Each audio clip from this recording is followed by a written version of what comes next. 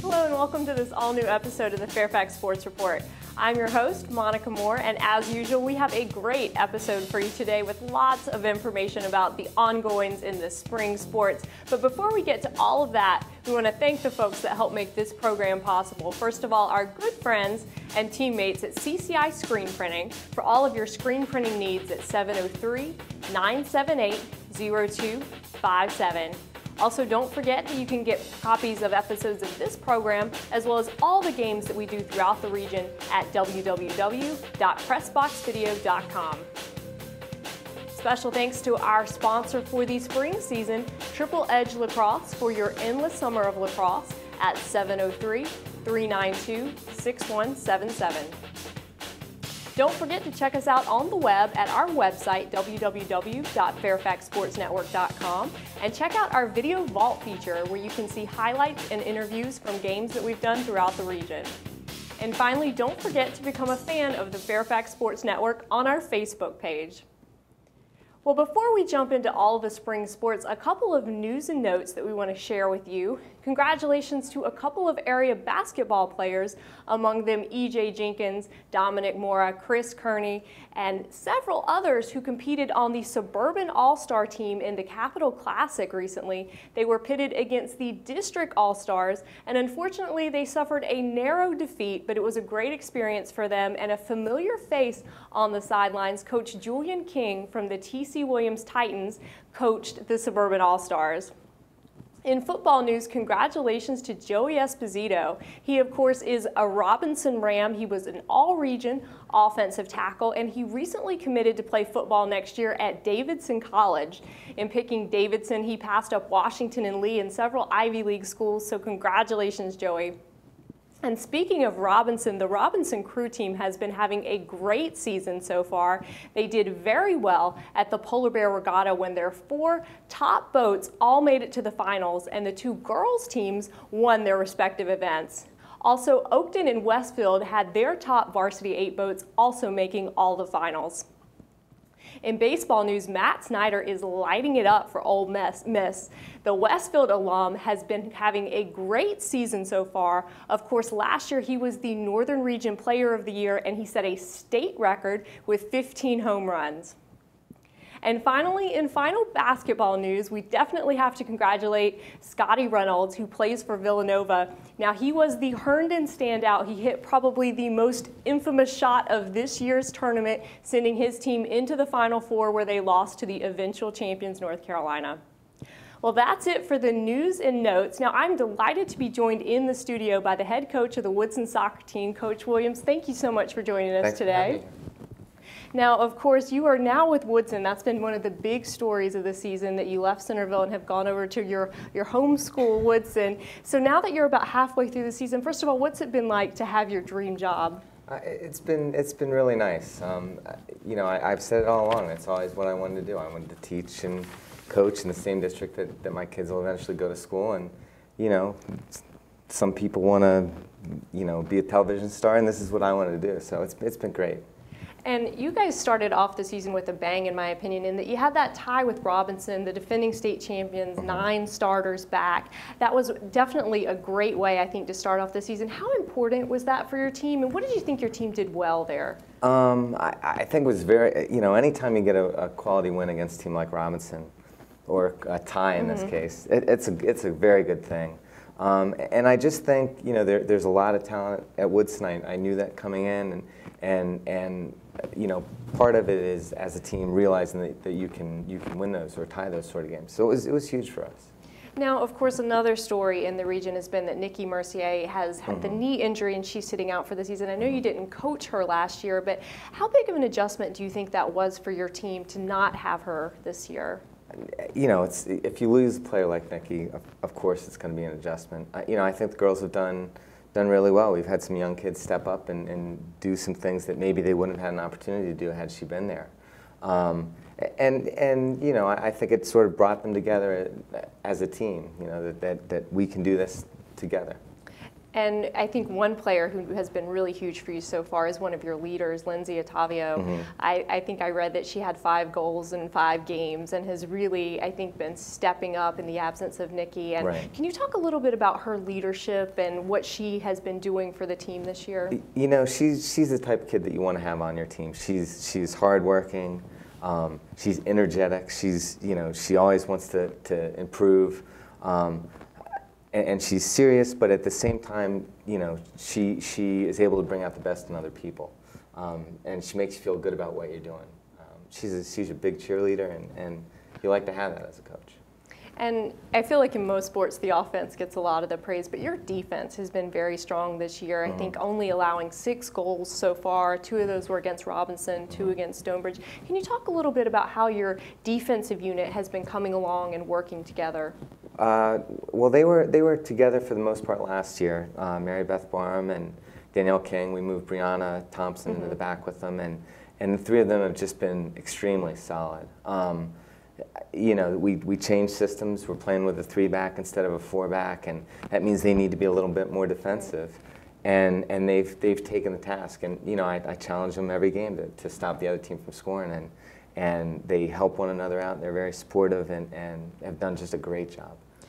And obviously one of the most important players on the field, always the goalkeeper. You have very young goalkeepers, a sophomore and then a reserve that's a freshman. Can you talk a little bit about both of them? And it's such a pressure-oriented role, how they've been acclimating to that. Well, Marley was there last year, so she's been through the district play, and she's been through tournament play and regional tournament play. So, she's very calm and collected back there. She does a great job directing out of the back. There are some things we'd like her to do a little bit better. I'd like to see her become even more vocal and own the back a little bit more. But she's done a phenomenal job. And you're right, I've been blessed. I've got a freshman goalkeeper who's would be starting on many teams around the region. And that's a great luxury to have as well. And that's actually one thing when I'm looking at your team, you do have some seniors, some people who've been there and have played together, but you've had a lot of underclassmen step up. I mean, I know Elizabeth Gasky and Caitlin Brooks, a sophomore and a freshman, who've been scoring some goals and really making a difference. And I know you've coached a lot of great freshmen and sophomores, but can you talk a little bit about them and how they have really contributed so far? Yeah. Elizabeth Gasky, when we saw her during tryouts, she's going to be a very, very good forward. She's very good now, but she's going to be even better. She's tall, she's strong, she's athletic. And when you put those things together up front, it makes for a very dangerous player. She's still learning some of the intricacies as far as, she's playing against girls that are 3 years older than her. So she's becoming a little more creative, which she needs to do. And Brooksy also has done a great job for us up front and also in the midfield. She's very talented with the ball. And she's done a lot of things for us that you wouldn't expect out of a lot of younger players. Now you have already played your old team this season. You guys came out with the win. Can you talk a little bit what that was like, having opposing sides, that you're close with the players on both teams? Yeah, during the national anthem, or just after the national anthem, I said to my assistant coach, I said, the flagpole's on the wrong side. Because for so many years I turned to the left to look at the flagpole, and this time I had to turn to the right. So it was a little bit bittersweet, Those girls over at Centerville are great kids. They always worked hard for me. They achieved as much as they could, or they overachieved last year. They really did a great job. It was hard leaving there. Hopefully that they have some good memories of me as I do of them. So, but it was a nice win to get. Centerville's another quality team out of the Concord District, and anytime you can get a win against one of those teams, it's very good for your team.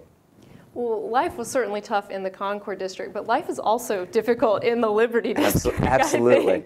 And I know your team played Stonebridge last night. Stonebridge has struggled a little bit this season, but they have Rodriguez and Henry, 2 of the greats in the region, and you guys suffered a defeat there. But can you talk a little bit about what your team did well, and then things you wish that they could improve upon in the upcoming games? The thing Stonebridge did extremely well. They're very strong in the air. They're very well organized.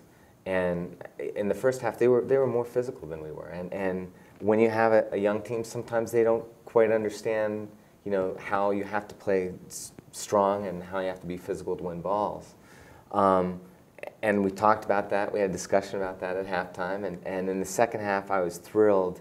You know, sometimes when you get on your team as a coach, you know, and this being my first year at Woodson, you never know if the team, there are two ways they can go. They can say, oh, you know, the coach is yelling at us, or they can come back and say, I'll show him. And that's what they did. And, you know, I was really proud of them for doing that. We had some opportunities in the second half and didn't put them away. And Stonebridge had a couple opportunities, and Marley came up with 2 or 3 really nice saves.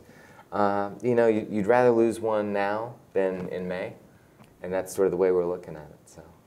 Well, Coach, I know that coaches don't look ahead as much as the journalists do, but one game I'm very excited about is the McLean game coming up. I mean, that's 2 of the top, not only in the Liberty District, but in the region. Right. And so I'm very excited for that one, but I wish you and your team the best of luck for the rest of the season. Well, thank you very much. Thank you for having me here. So we are going to take a quick break, and then when we come back, we'll have more girls soccer for you. Welcome back to the Fairfax Sports Report.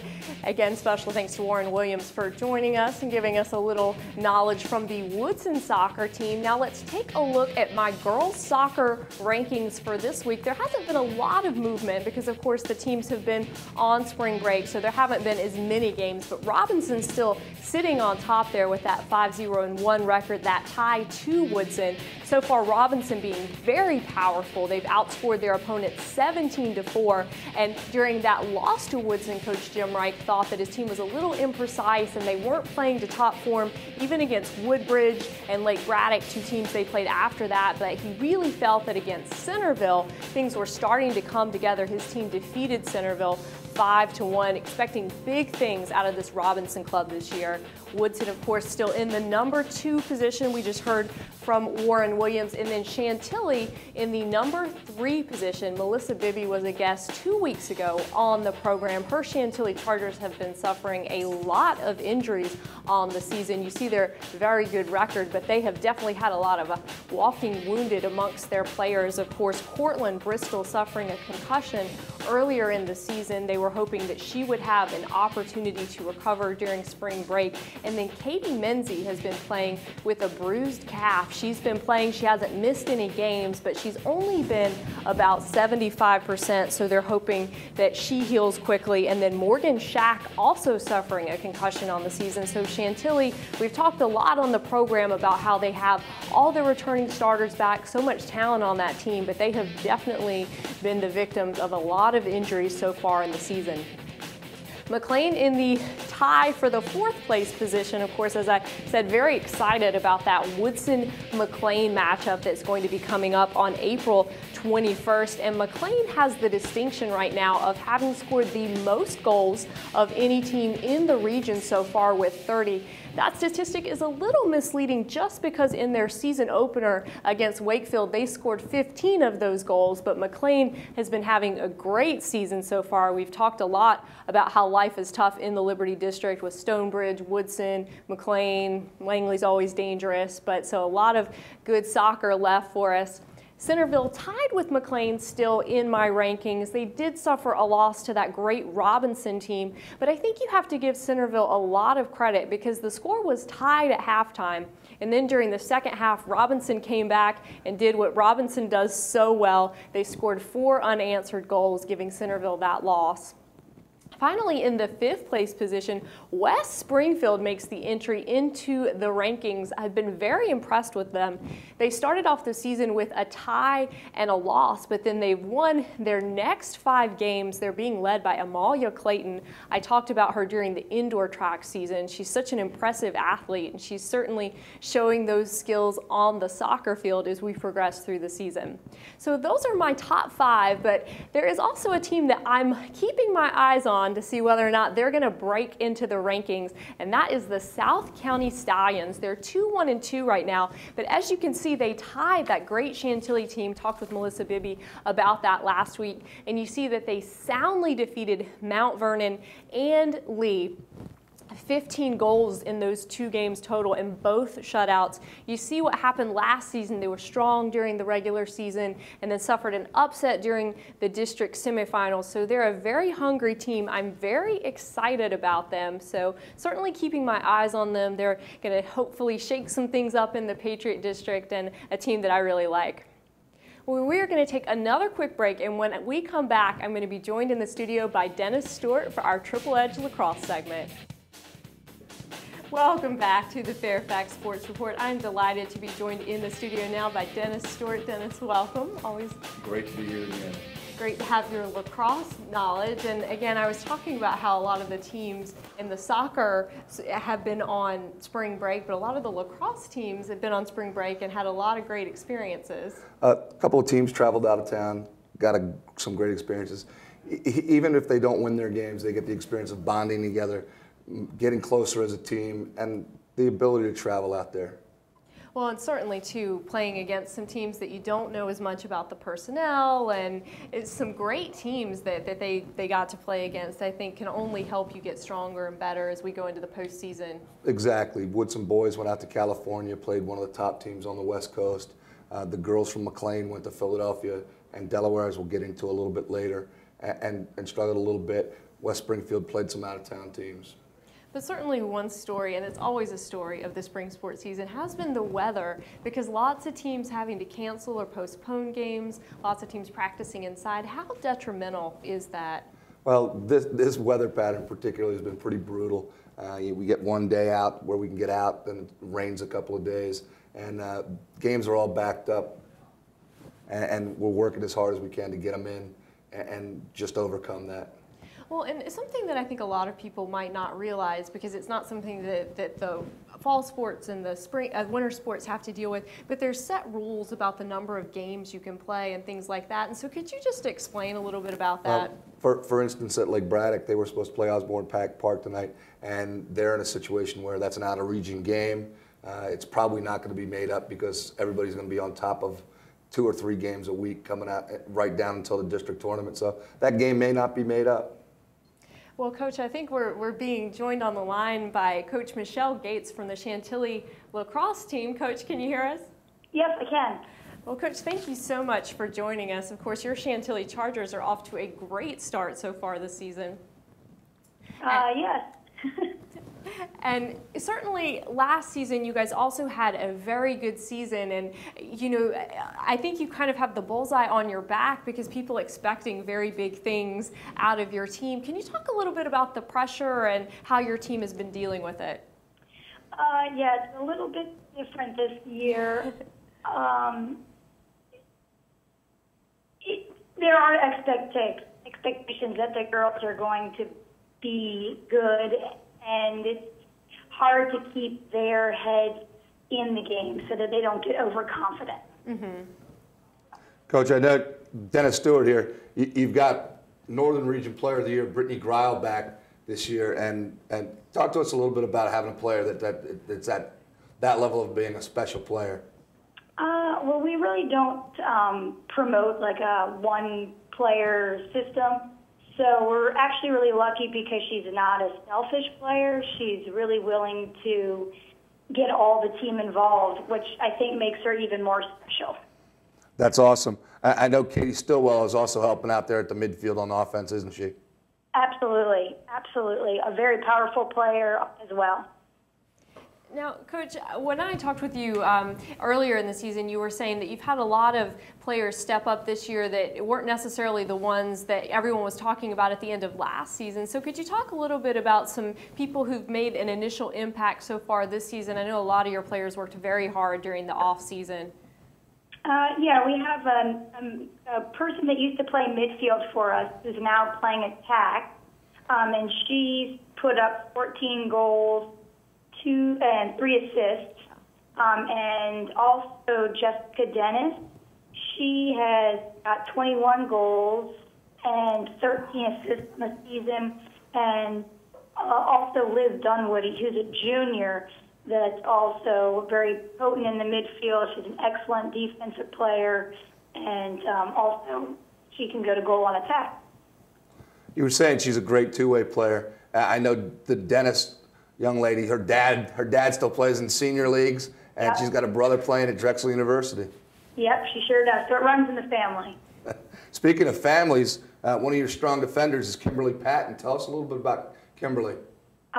Kimberly has taken what advice we gave her in the off season to come back stronger and faster, and she really has been very a force to be reckoned with in the defensive end, turning up 23 ground balls, which is one of the top 3-4 numbers on our team.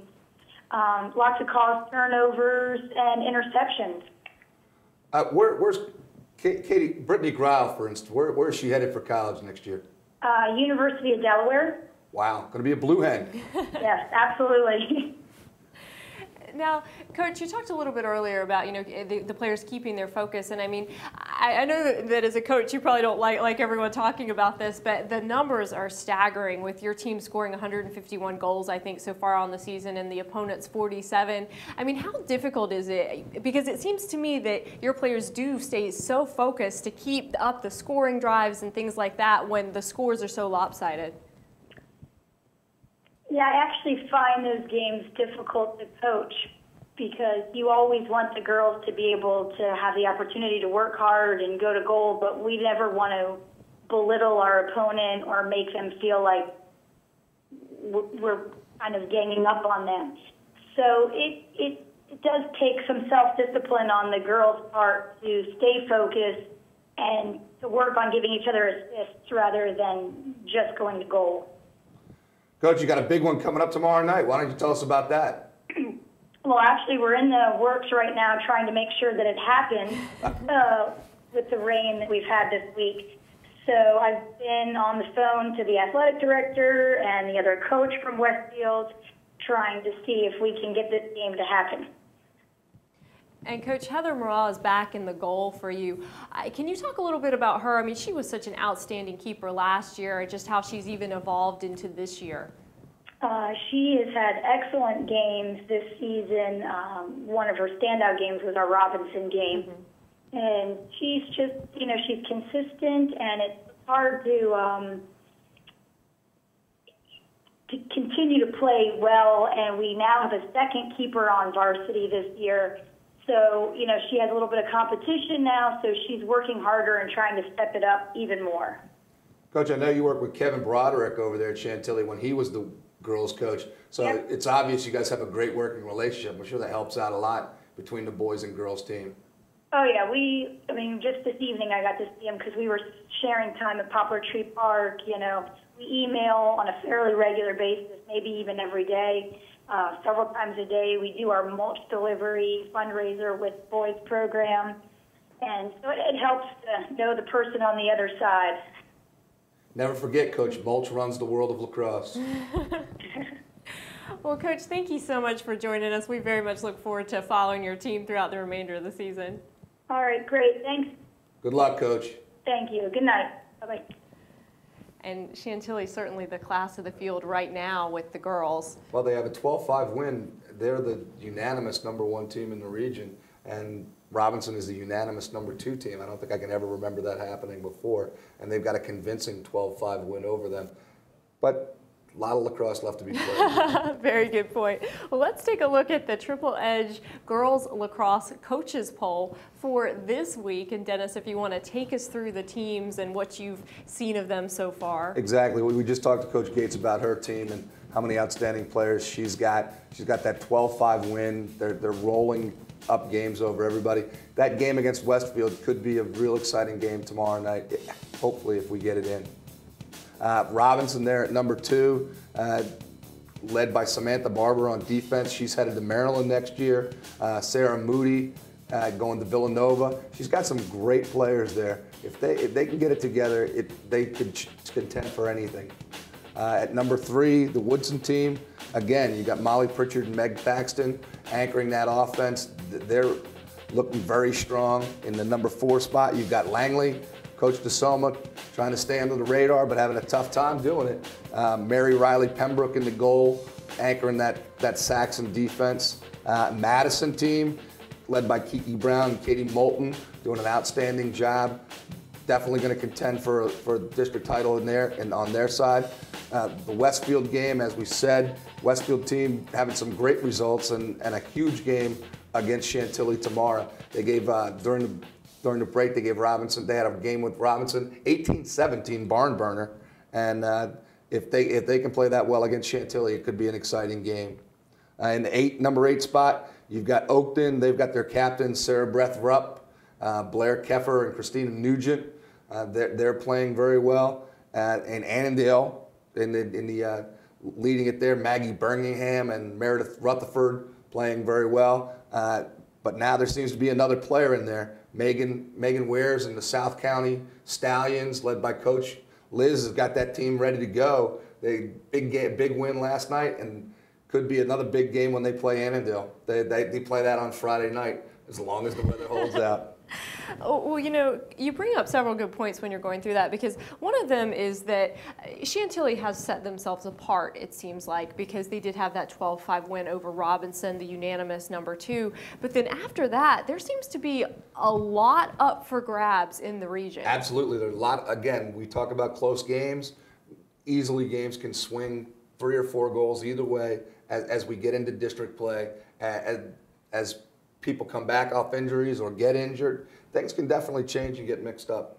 And then it seems like the other trend over the past few weeks has been some of the scores we've been seeing out of these teams. The offense has been on fire. I think part of that is reacting to the officials. They're trying to control the safety. Maybe the girls aren't playing defense as hard, getting to the goal and scoring. Well, let's take a look at some of the scores from these games that we've been talking about. And of course, that barn burner that you were talking about, Dennis, the Robinson just squeaked out a win there over a very strong Westfield club. Very exciting game. Both teams competing hard. 18-17, 35 goals, 1 goal difference.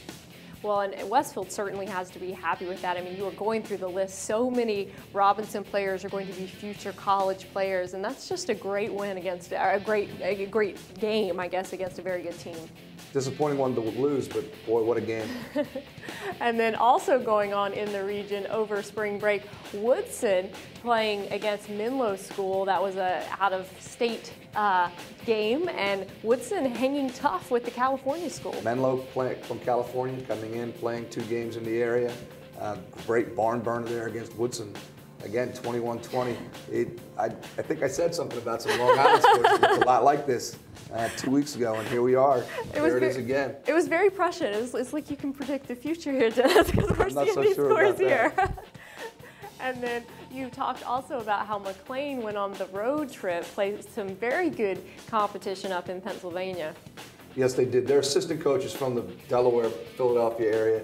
She got it worked out so that they were going up there. Talked to coach, and her big thing was, again, being able to be on the road, having the team get close, having the team take care of each other, and she thinks it's really going to help them as they move into district play.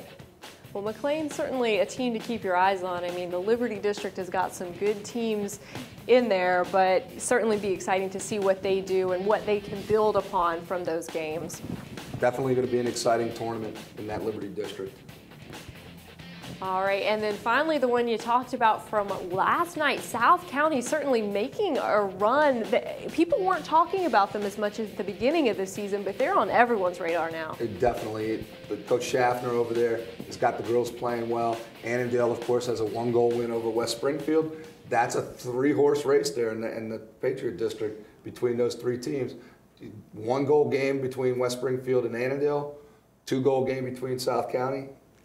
And even though they've dropped out of the rankings, that West Springfield team, very good. You can never, ever count them out. They're such a well-coached team. Coach Pulick does a super job. They were tied for that 10th spot with South County last week during spring break. Very close there. And actually, some of the matchups are unbelievably close. 5 points separates Langley from Madison at 4 and 5. There's a lot of close games out there. Well, that's it for the Triple Edge Girls Lacrosse segment. Now we're going to segue into the Triple Edge Lacrosse Boys segment, because lots of exciting games also going on for the boys throughout the region over the break.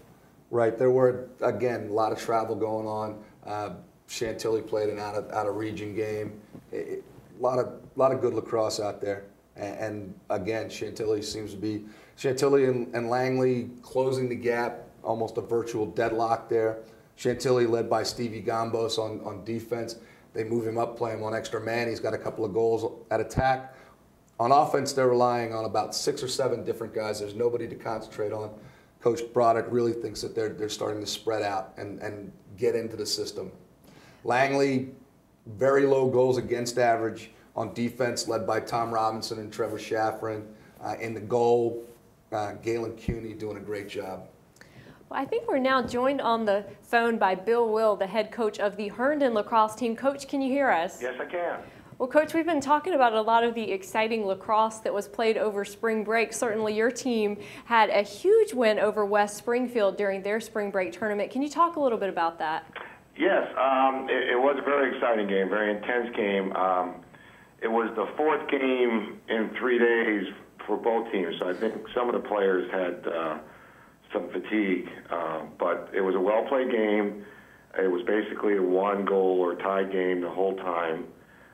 It went in overtime, and we were able to pull it out with about 10 seconds left in the first overtime on a amazing shot by our sophomore midi, Alex Wilson.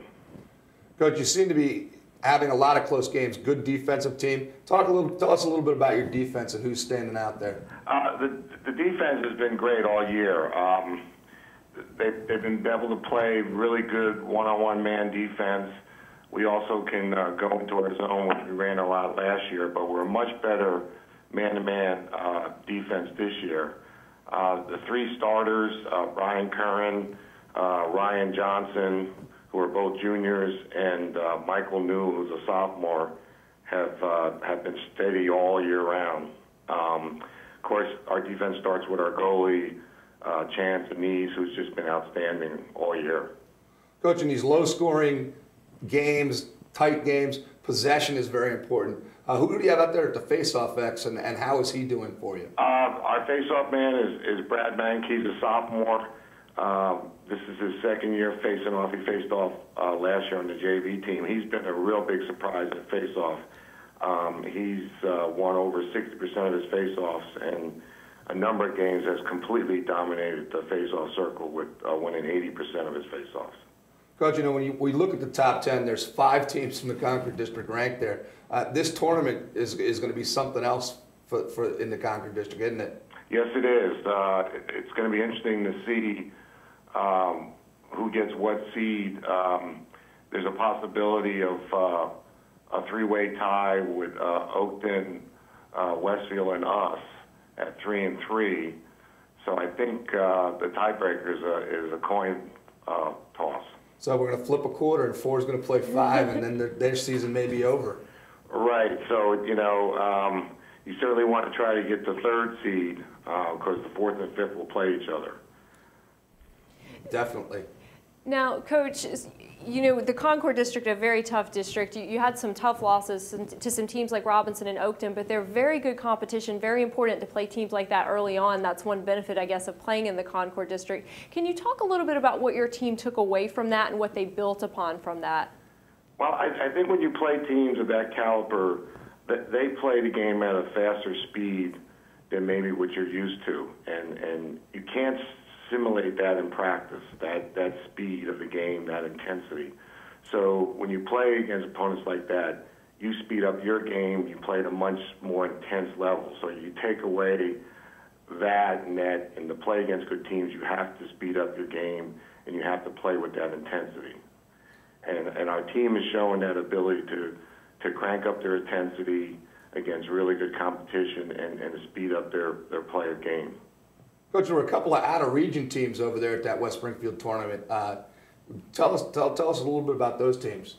There was Loudoun Valley, who we played, and we lost to 7-4. It was 6-4, and when we, with about 20 seconds left, when we pulled our goalie out to try to double the ball, and they scored. But they're an outstanding team. I would put them in the same category as certainly Robinson, Oakton. They may not be quite as good as Chantilly and Langley. I think they lost to Langley by 1, but they're a very, very good team. That face-off young man, he's going to Syracuse. He's pretty good. Yes, he is. He is. he got the better of Brad Mank in that game, which is one of the few times that someone's got the better of Brad in the face-off circle. They've got a very nice defenseman there, too, yeah, as well. Their long stick mid, he's outstanding. He's an underclassman, too. So, is he a junior? I think he is. Yeah, he's outstanding. I mean, they've got some real good players, but we hung in there. We hung in there against them. I believe we were ahead at halftime. Now, Coach, I know the weather has got everything up in the air, but at least you're scheduled to play Fairfax tomorrow. I don't know if that's actually happening. Are there specific things that you all have been working on to prepare for that game? To be perfectly frank, the Fairfax game scares me. They've had some really tight games against some very good competition. I believe they lost to Westfield by 3.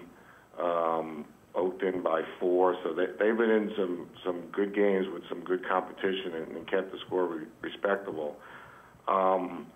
They've already played a game this week, and we haven't, so this will be our first game since the tournament, so it's a week since we played. So we have to be focused. We have to be ready to play right from the opening whistle. They have a very good goalie.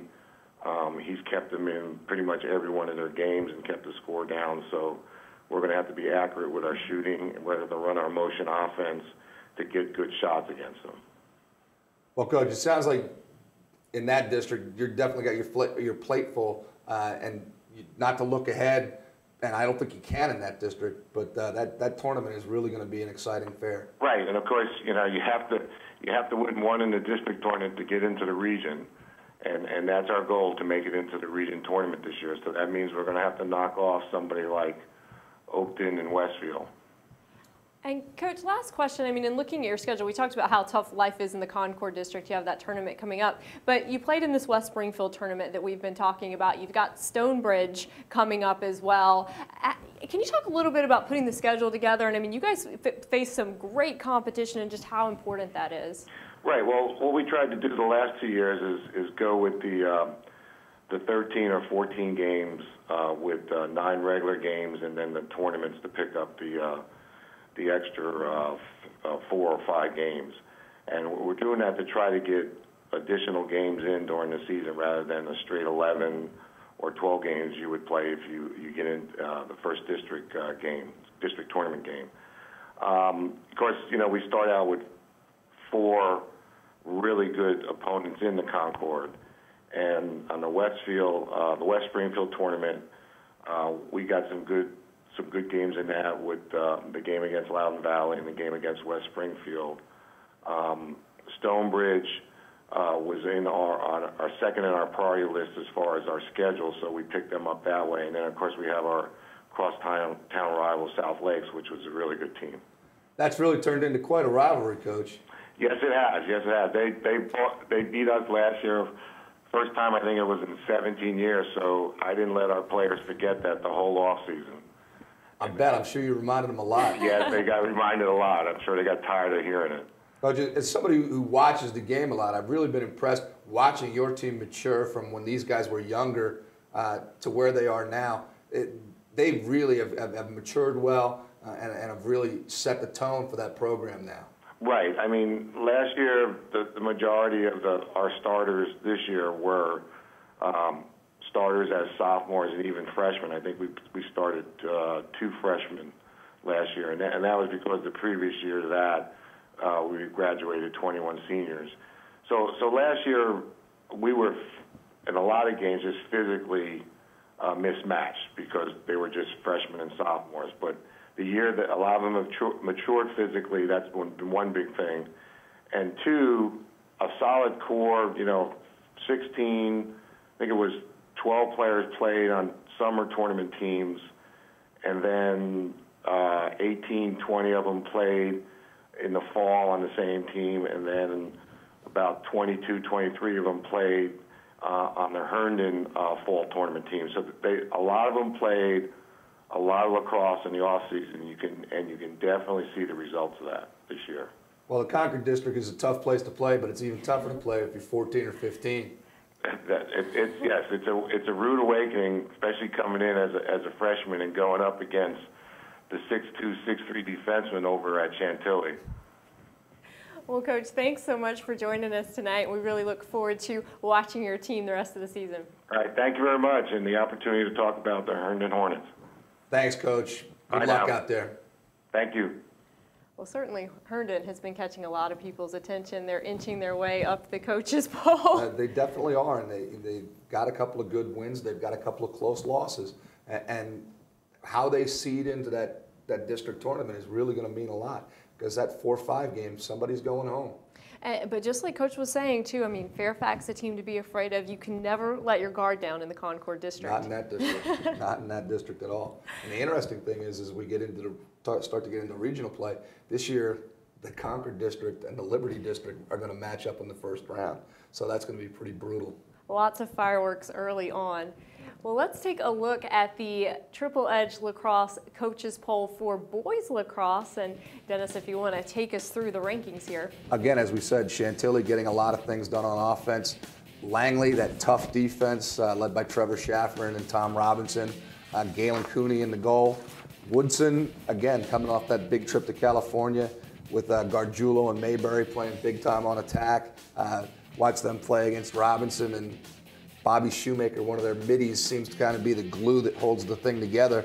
Robinson getting great play in the goal from Keenan Kevin, and right now one of their better players, Peter Lloyd, a little bit injured, hoping that he can get back.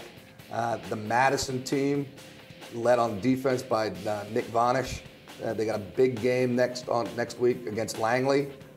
Oakton's got Jack Tyler anchoring the defense. They play Robinson tomorrow, maybe, and Chantilly at the beginning of next week. So they've definitely got their work cut out for them. We just heard all about the Herndon Hornets and how they're doing. And so that's out there. Annandale led on offense by a couple of sophomores, Nick Lalande and Nathan Miller. On defense, Kason Kynes, who was a starting quarterback on the football team, and Matt Perez, who was a starting offensive lineman, in the goal. So they've got some all-around athletes there. Westfield, again, playing great defense. Scott McAllister, their long pole, really likes to push it out of the defensive end, getting some great play from Eric Alter, one of their midfielders. So definitely a lot of good play to go. Absolutely, and certainly hope that these games stop getting rained out. And you hate it for the players because they know each other. It's, you know, a pretty close-knit community here, and you know they get amped up to play each other, and then for the games not to happen, it's a little disappointing when you think. Really, sometimes it's a tough sense of rhythm of, all right, we've got a game today. Let's get up for this game today. Let's gear up. Let's gear up.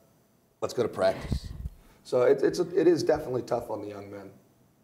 Well, we talked about a lot of the games of the week for the girls, but there's been some great boys lacrosse action going on in the region as well. And a disappointing loss for Chantilly, but this St. Albans team, one of the top in the area. St. Albans, Malcolm Lester, first-class guy, first-class team.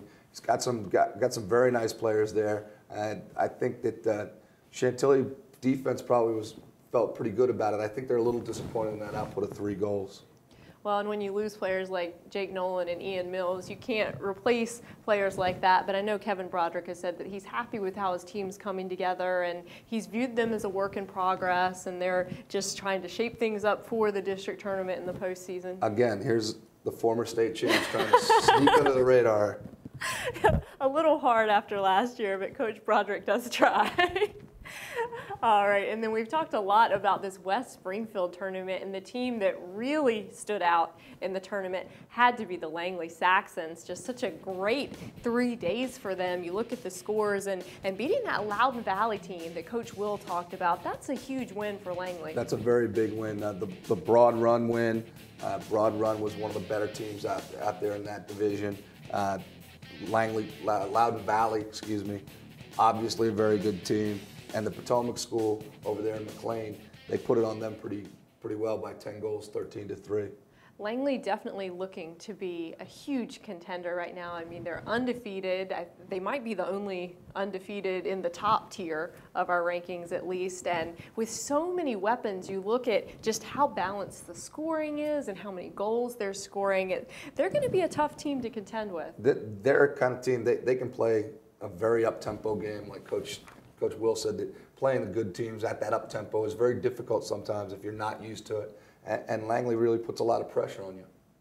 And so they're certainly ones that we're keeping our eyes on to see if finally a Liberty District team might take the region. So they're due. We'll see what happens there. And then Woodson also traveling on spring break, going out to California, playing some good competition out there, and they split, get a win and a loss. La Costa Canyon ranked number 5 in all of the West and very close to being a top 25 team in the country. Very good team, and I read some comments that their coach said that they played the best game they'd played all year against Woodson. So they really rose to the opportunity and played well. Torrey Pines, again, I've seen that team play. They're about as athletic as it gets out there at Torrey Pines. And for Woodson to win that 6-5 is a big win. Well, certainly I think that's got to help with confidence, and when you are in a district that has Madison and Langley, and then you know that you'll see the Concord teams as early on as we've discussed, that's important. Well, just speaking as a coach who took his team to Florida this spring break, the weather in Florida and San Diego were definitely better than the weather. Well, but certainly a great thing, and just as you've discussed, a great bonding opportunity for the kids, and just I think a great way to spend someone's spring break. We worked very hard too while we were there. We practiced or had a game every day. It was a great experience. We've been doing it for 3 years now, and it's been awesome for our team. And so certainly a lot of teams were anticipating their spring break trips. That was something in the forefront of their minds, but that's over now. And certainly looming are the district tournaments. But what are the big things that teams are focusing on now? I know coaches don't want their teams to look too far ahead. I think right now what you're trying to focus on is you've spent most of the month realizing what it is that you can and can't do. Now you want to get better at the things that you can do, eliminate the mistakes that you're making, decide what exactly you're going to do, your approach to these games, how you're going to play against certain teams that you might see.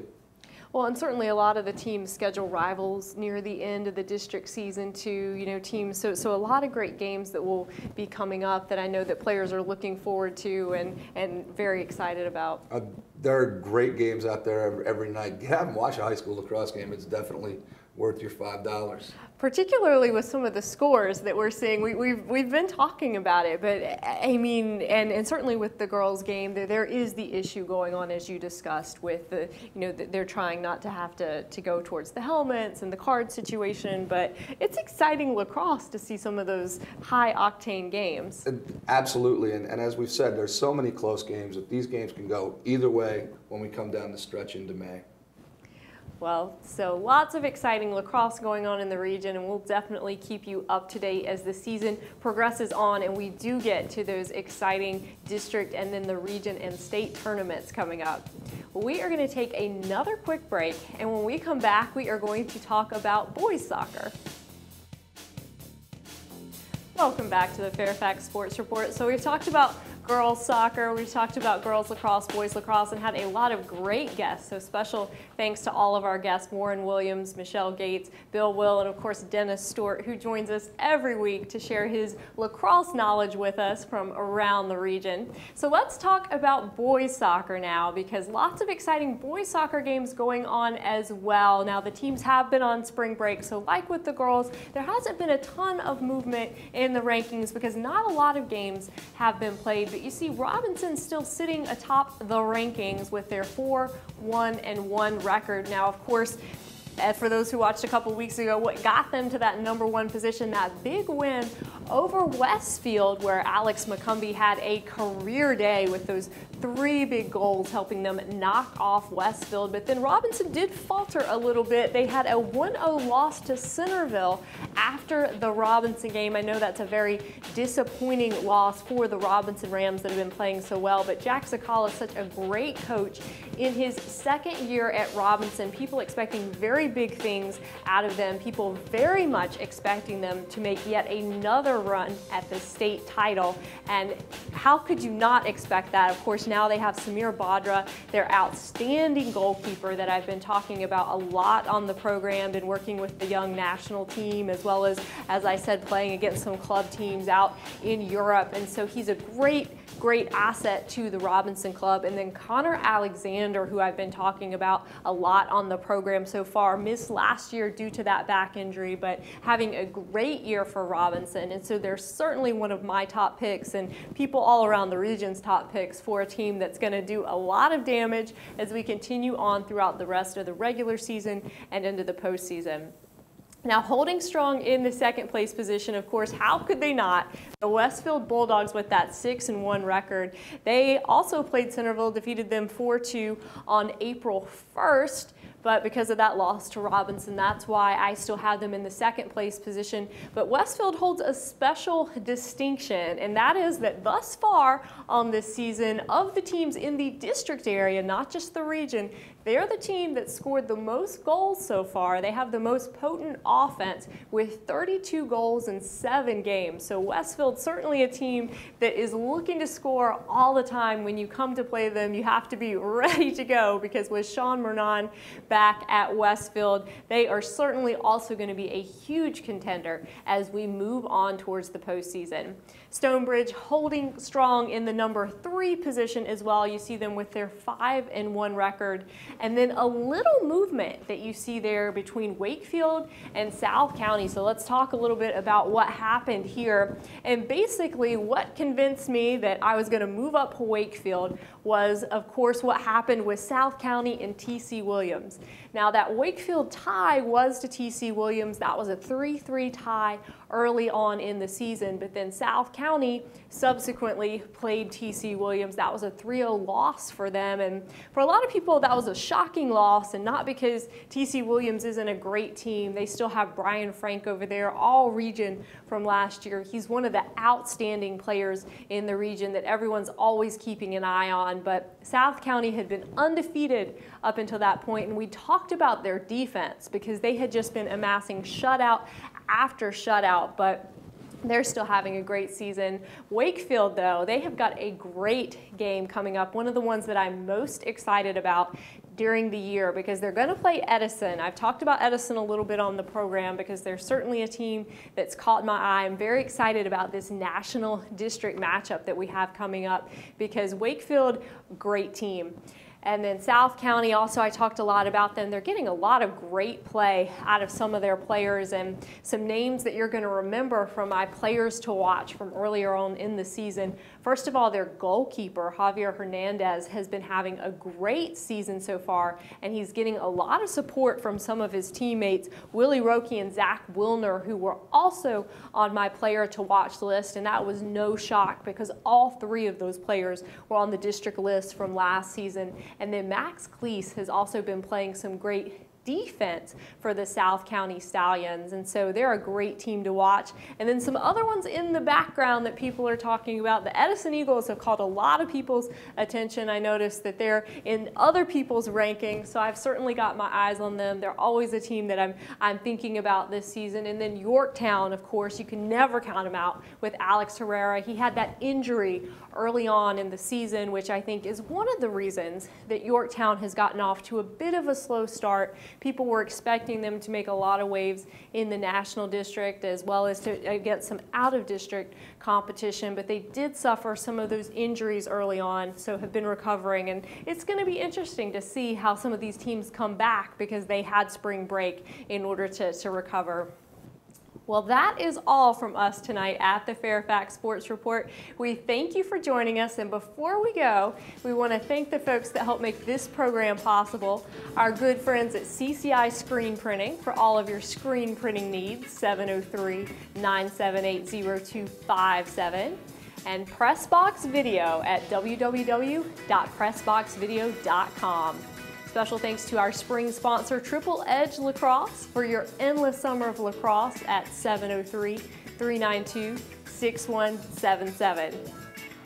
Don't forget to check out our website at www.fairfaxsportsnetwork.com, and especially the Video Vault feature. And finally, don't forget to become friends or fans of the Fairfax Sports Network on Facebook. Again, that's it for us this week, but please join us again.